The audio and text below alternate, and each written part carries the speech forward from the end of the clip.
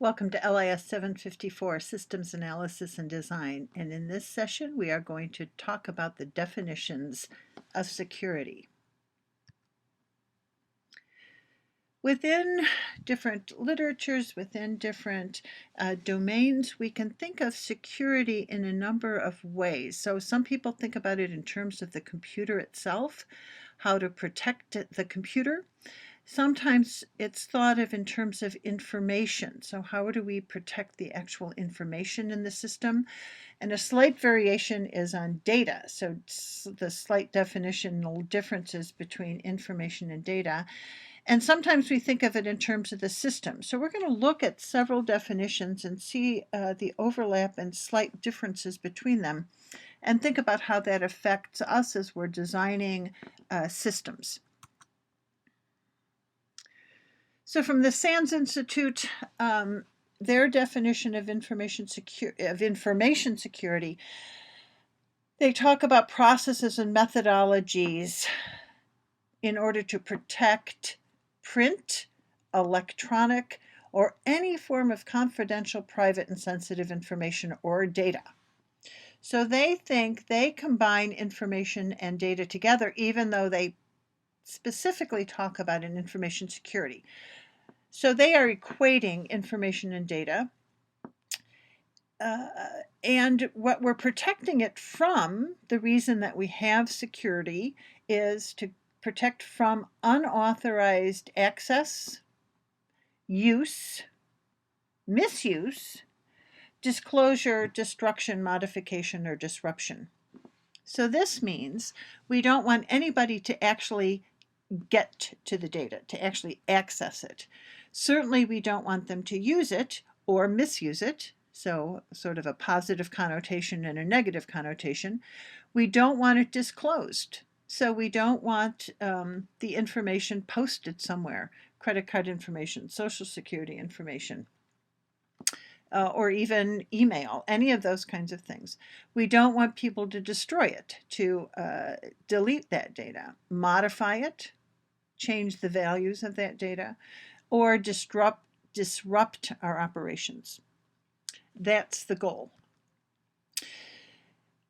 This is from a Techopedia, which is a technical dictionary online. They talk about data security, talking about protecting digital privacy measures to prevent unauthorized access, the same thing, to computers, databases, and websites. Also protecting the data from corruption, which is very similar to what the previous definition had. It's the main priority for organizations of every size and genre. I'm not sure that it actually is the main priority for organizations, or we wouldn't have all these data breaches. For information systems, it's often, there is in the technical literature, often called this InfoSec for information systems security. We want to keep information confidential, available, and ensuring its integrity. So when we look at these definitions, they all really are talking about access, availability, and integrity. Some have a little more detail than the others, but those are the three things we want to make sure. The data is only accessed by the people who have rights to it, that it's available for people when they need it, and that it has integrity. It hasn't been modified. It hasn't been changed. And when we think of security in terms of data and computer systems, information is vulnerable at multiple levels.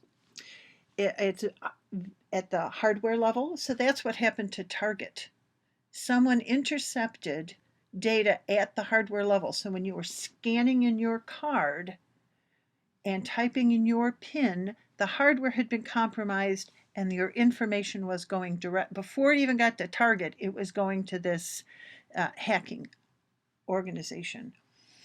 Operating systems have vulnerability as well, and so people can put in, if hackers can put software on the system within faults of the operating system, within vulnerabilities of the operating system.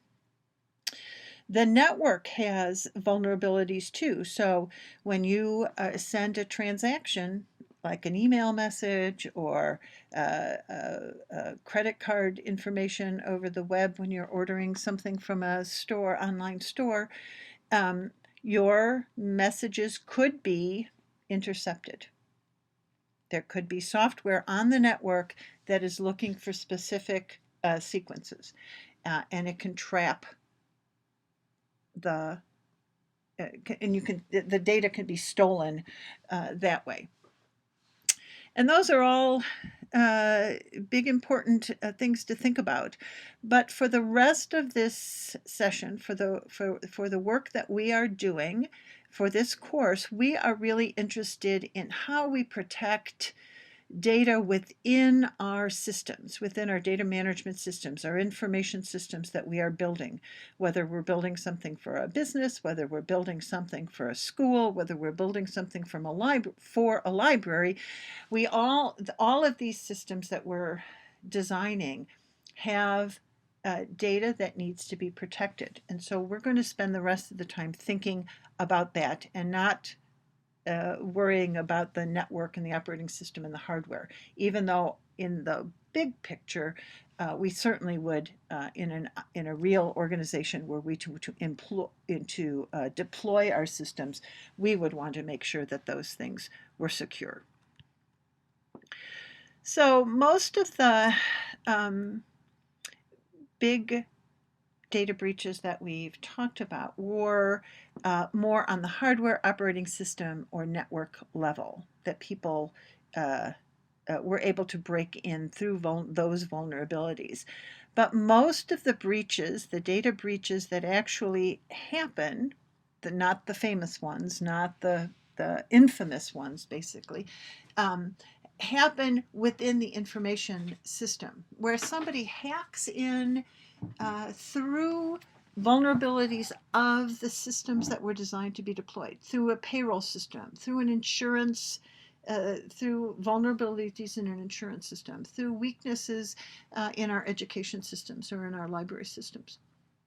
So let's think about a couple of these. So where are the vulnerabilities in payroll? Well, if it's not secured well, I could go in, if I knew what I was doing, if I had the right access, I could change my wage rate.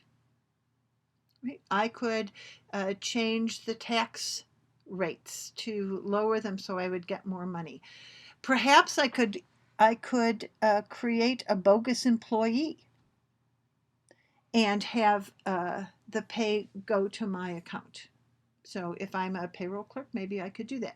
Insurance fraud happens like this, is an enormous problem. It happens all the time. People who work in the company create bogus policies and then create bogus claims. And if there aren't controls in the system, if there aren't ways to verify new business, if there isn't way to verify the claims, then there's it's within the confines of the system itself, those the organization can be defrauded.